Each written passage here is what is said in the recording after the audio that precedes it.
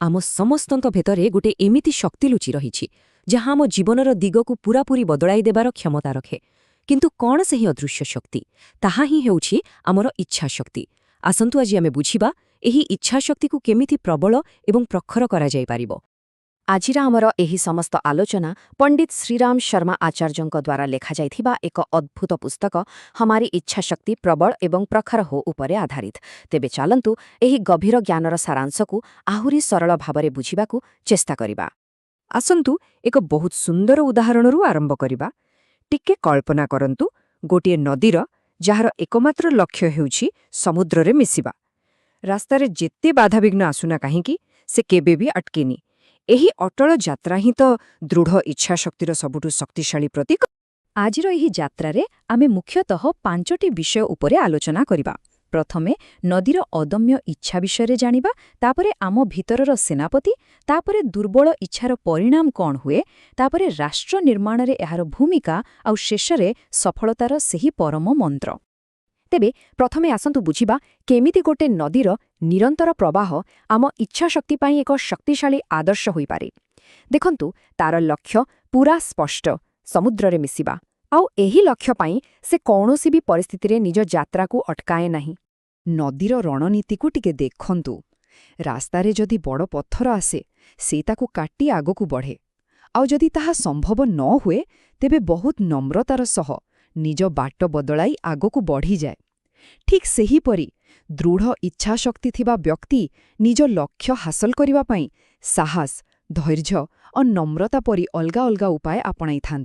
एबे बाहर दुनियार उदाहरणरू आसंतु आम निज भितरकु। आम भितरर दुनियारे किए सेनापति? से हेउछि आमर इच्छाशक्ति, जिए आमर सबु शक्तिकु नियंत्रण करे। आम भितरे शक्तिर क्रमकु टिके देखंतु। इच्छा शक्ति हेउछि राजा जे आदेश दिए। आमर जो इंद्रिय अछि सेमाने हेले मंत्री जो माने सेही आदेशकु ग्रहण करंती, आउ शरीर हेउछि सेही गाड़ी बा वाहन जहाँ सेही आदेशकु कार्यकारी करे। इच्छा शक्तिर आदेश बिना गोटे सक्षम शरीर भी निष्क्रिय होई पड़ी रहे। तेबे प्रकृतरे एही इच्छा शक्ति कौन? एहा हेउछि सेही मूल जीवनी शक्ति जहा प्रत्येक कार्यकु जन्म दिए। देखंतु निश्वास नेबा भली छोट कामठु आरंभ करी पहाड़ काटिबा भली बड़ काम पर्यंत सबु किछिर मूलरे एही शक्ति ही रहिछि। सीधा कथा, जे पर्यंत इच्छा अछि काम अछि, आउ जे पर्यंत काम अछि जीवन अछि। एबे आसंतु देखिबा गोटे सबल आउ गोटे दुर्बल इच्छा शक्ति भितरे प्रकृतिरे पार्थक्य केते, आउ एहा केमिति आम पूरा जीवन को प्रभावित करे। एहा सतरे जीवन दुईटी अलगा अलगा रास्ता तैयारी करे। देखंतु ए दुईटी रास्ता केते अलगा। जहार इच्छा शक्ति सबल से साहसी आउ आत्मविश्वासी, किंतु दुर्बल इच्छा शक्ति थिबा लोक सबुबेले भय आउ संदेह भितरे बुड़ी रही थाए। जणे सफलतार शिखर छुए आउ जणे विफलतार अंधारे ही फसी रही जाए। एहा एक बहुत गुरुत्वपूर्ण प्रश्न। आमर मानसिक स्थिति कौन आम शरीर को प्रभावित करिपारे? उत्तर हेउछि हाँ, निश्चित भावरे। गोटे दुर्बल इच्छा शक्ति जहाँ नकारात्मक चिंतारे भरी रही थाए ताहा वास्तवरे शारीरिक रोगर कारण भी होई पारे। एहार मूल कारण हेउछि दुर्बल इच्छा शक्ति। मन एते डरी जाए जे गोटे साधारण थंडा काश भी गोटे बड़ रोग परि लागे। आजिकाली तो डाक्तर माने भी यह मानुछंती जे अनेक रोगर जन्म शरीररे नोही बरं नकारात्मक मानसिकता और सुस्थ हेबार इच्छा शक्तिर अभावरू ही होई थाए। आसंतु एबे व्यक्तिगत स्तररू टिके उपरकू उठी सामूहिक स्तरकू जिबा, आउ देखिबा केमिति जणे नेतांकर इच्छा शक्ति गोटे पूरा समाज आउ राष्ट्रर भाग्य बदलै देई पारे। आम इतिहास एहार साक्षी। राणा प्रताप, छत्रपति शिवाजी, गुरु गोविंद सिंह परी महापुरुष मानकु देखंतु। सेमानंक पाखरे संबल हुई तो कम थिला, किंतु सेमानंकर इच्छा शक्ति थिला असीम। केवल सेही प्रचंड इच्छा शक्ति बलरे ही सेमाने विशाल साम्राज्य को भी चैलेंज करिथिले।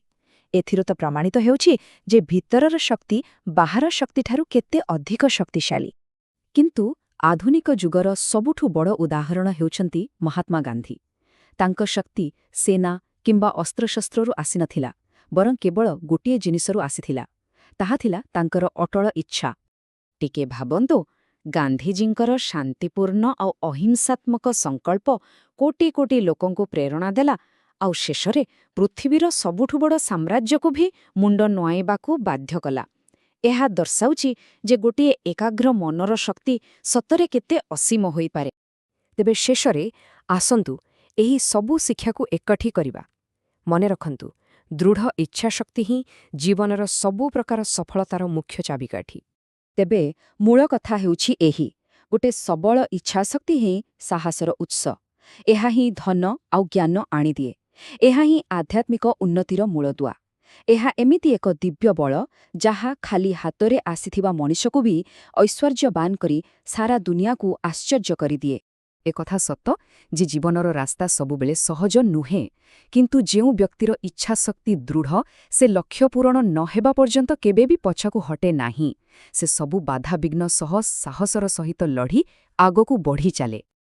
ତେବେ ଏହି ପୁସ୍ତକର ମୂଳ ବାର୍ତ୍ତାଟି ହେଉଛି ଏହା, ଯଦି ଆମେ ଜୀବନରେ କୌଣସି ବିଜୟ ଚାହୁଁ, ତେବେ ସର୍ବପ୍ରଥମେ ନିଜ ଇଚ୍ଛାଶକ୍ତିକୁ ମଜବୁତ କରିବାକୁ ପଡ଼ିବ। ଯେଉଁମାନେ ଏହା କରନ୍ତି ସେମାନେ ନିଜ ଇଚ୍ଛା ମୁତାବକ ବିଜୟମାଳା ପିନ୍ଧିବା ପରେ ହିଁ ଶାନ୍ତ ହୁଅନ୍ତି।